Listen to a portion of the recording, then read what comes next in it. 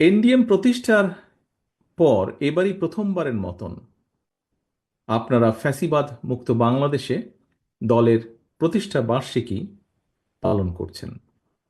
দেশের প্রতিটি রাজনৈতিক দলের জন্য এ ধরনের পরিস্থিতি অবশ্যই অত্যন্ত গুরুত্বপূর্ণ এবং প্রত্যাশিত।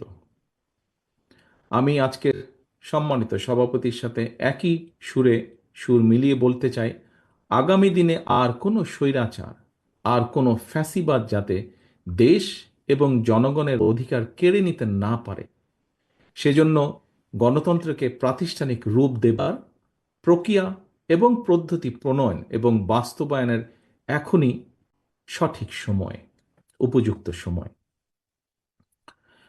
যদিও গণতন্ত্রকে প্রাতিষ্ঠানিক রূপ দেবার ক্ষেত্রে অন্তর্বর্তীকালীন সরকারের সদিচ্ছা কিংবা সামর্থ্য নিয়ে